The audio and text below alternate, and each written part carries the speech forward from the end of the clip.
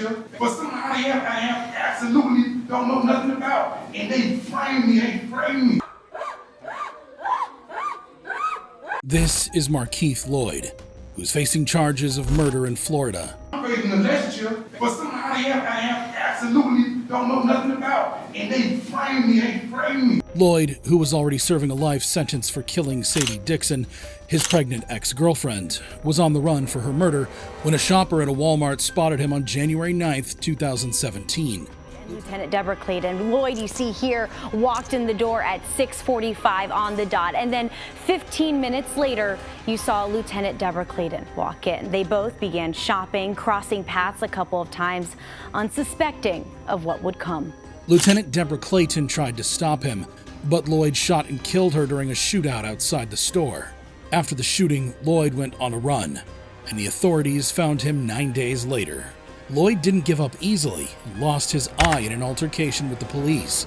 Lloyd also claimed to have suffered brain damage when officers beat and kicked him during a manhunt for Clayton's killer. Lloyd's sentencing hearing was delayed due to concerns about his mental health. During the trial, he claimed to have fired at Clayton in self-defense and that he was insane at the time. However, the judge ruled him competent to continue with the sentencing hearing. As if his crimes were not horrendous enough, Lloyd's behavior in court will shock you even more. Correct? Mr. Lloyd, watch your tone and the way you speak. Out.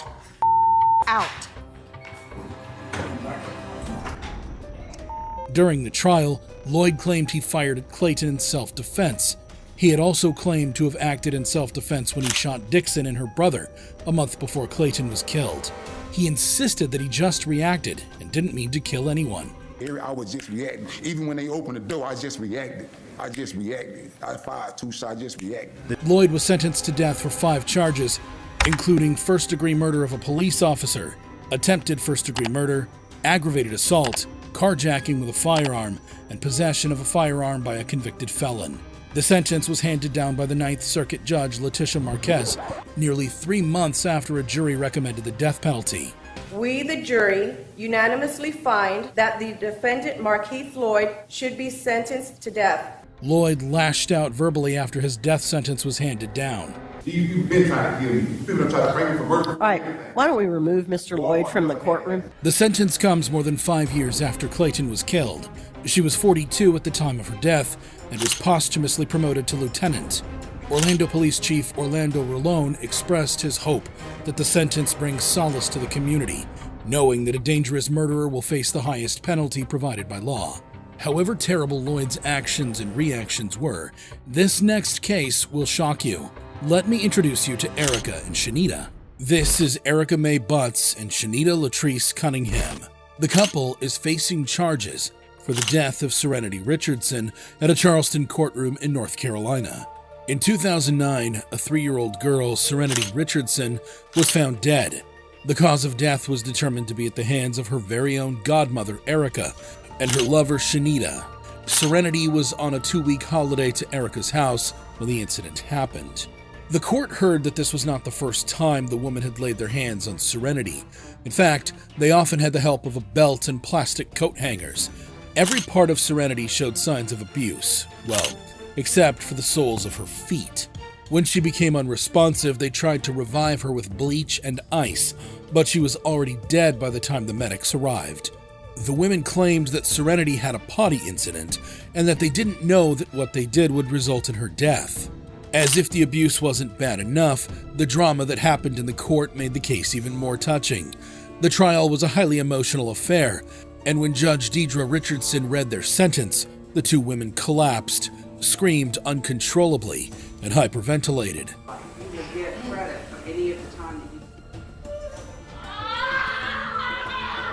Court officials had to pick them up off the floor and wheel them out of the room.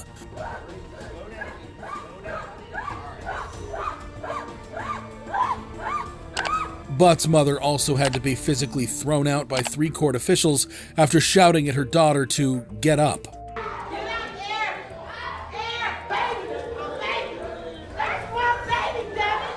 Prosecutor Elizabeth Gordon noted that this was the worst case she had seen in 4 years of prosecuting crimes against special victims. Erica and Shanita were both found guilty of murder and will spend the rest of their lives in prison. However outrageous you think Erica and Shanita's case and reaction was, it wasn't compared to that of Michael Madison. This is Michael Madison, who is charged with murder in Cleveland. Madison was an American convicted serial killer and sex offender from East Cleveland, Ohio. The story of Michael is not for the faint of heart. In 2013, Michael was arrested for the murders of at least 3 women over a 9-month period in 2012 and 2013. Michael was born on October 15, 1977, to Diane Madison and John Baldwin. He was the product of an accidental pregnancy, and his father denied that he was his son and had no contact with him. Michael had a tough life growing up. He had a severely abusive mother, and her boyfriends also abused him. Michael later admitted that he had mixed feelings over his mother's death. On July 19, 2013, the police received reports of a foul odor coming from a garage leased to Michael. When they investigated, they discovered a decomposing body inside. The next day, 2 more bodies were found, one in a backyard and the other in the basement of a vacant house. The 3 women's bodies were found wrapped in plastic bags and 100 to 200 yards apart. The victims were identified as Shatisha Sheely, 28, who had been missing since September 2012, Angela Deskins, 38, a resident of Cleveland who was reported missing in June 2013, and Sherelda Helen Terry, 18, who was last seen leaving a Cleveland elementary school on July 10, 2013, where she had a summer job. After obtaining a search warrant, the police entered Michael's apartment and found further evidence of decomposition. After a brief standoff with police at his mother's house, Michael was taken into custody without incident. However, there was more drama in court when Michael, showing no remorse, smirked at the father of one of his victims, prompting the father to lunge at him.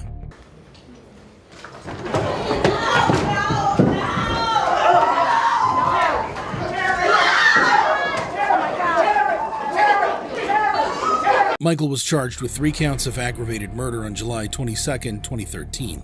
In 2016, Michael was sentenced to death and is currently being held on death row. Upon consideration of the relevant evidence, the testimony exhibits admitted in mitigation, it is a judgment of this court that the aggravated circumstances of course of conduct, felony murder kidnapping, felony murder rape, of which the defendant was convicted, outweigh the mitigating factors by proof beyond a reasonable doubt. Accordingly, the sentence of death is imposed upon the defendant Michael Madison on counts 1, 4, and 7. He remained emotionless as his sentence was read. Michael will no longer be smirking at victims' relatives. However, even Michael would probably be shocked by the case of Diana Lovejoy. This is Diana Lovejoy, a Carlsbad woman who is in court for attempted murder and conspiracy to commit murder. Lovejoy, a 44-year-old woman from California, made headlines in September 2016 when she was found guilty of attempting to murder her ex-husband, Greg Mulvihill. The shooting occurred on a dark dirt path in Carlsbad, California, with Mulvihill being shot in the side. Lovejoy's and Mulvihill's relationship went downhill after a bitter divorce and custody battle over their son. The case was sensational, and the court heard about Lovejoy's false claims of abuse against her ex-husband. The allegations were proven to be untrue and were used as a ploy to gain sole custody of their young son. Lovejoy and McDavid met at an Oceanside gun range where he worked and subsequently engaged in an affair, despite McDavid being married. McDavid was an ex-Marine and School of Infantry instructor. Lovejoy hired him to carry out the shooting, pretending to be a private investigator and offering evidence proving that Mulvihill was abusive. You may think the case is straightforward, but wait until you hear the defense Lovejoy and McDavid put up in court. During their sentencing hearing, Lovejoy and McDavid both denied any involvement in a murder-for-hire scheme, stating that they had never intended to kill Mulvihill. Lovejoy was emotional and tearful, saying that she would never take her son's father away from him.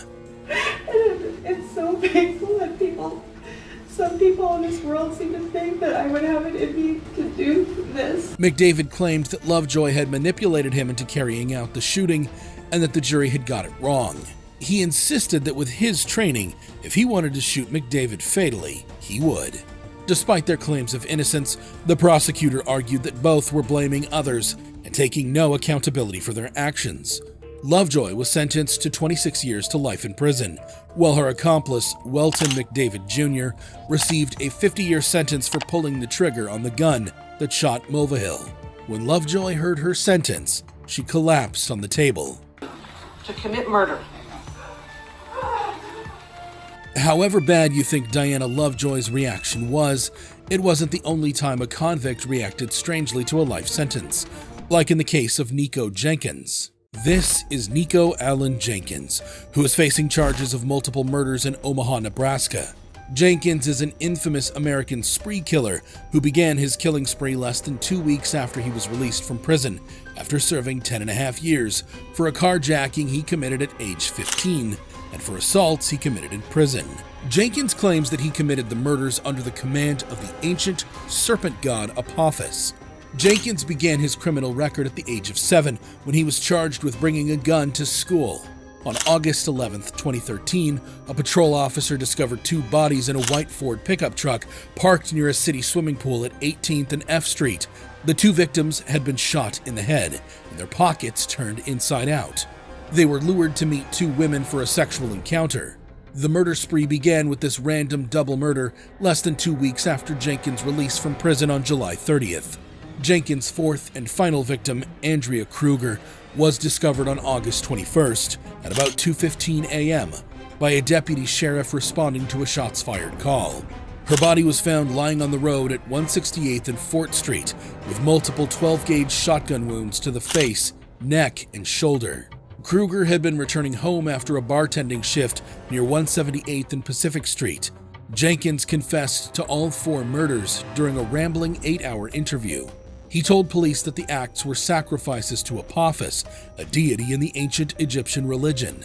Jenkins was declared competent to stand trial and was allowed to represent himself at trial under the guidance of advisory attorneys. If you thought his crimes were horrible, wait till you'll see how he acted in court. Throughout the trial, Jenkins maintained that he acted under the command of Apophis. What you say, like, okay, my religion. Jenkins told police that the acts were sacrifices to Apophis, a deity in the ancient Egyptian religion. His courtroom antics included speaking in tongues, howling, and calling out the names of his victims. Jenkins' defense argued that he was suffering from mental illness, including schizophrenia, bipolar disorder, and obsessive-compulsive disorder. However, a psychiatrist concluded that Jenkins had an antisocial personality disorder and was faking psychotic symptoms. Jenkins was found guilty of the 4 murders and sentenced to death in May 2017. Therefore, this panel finds that the death penalty is appropriate, should be, and is hereby given for each of the 4 murders by the defendant. Surprisingly, he remained unremorseful and emotionless. If you thought these reactions were crazy, you need to see the video of the most dangerous female gang leaders getting life in prison.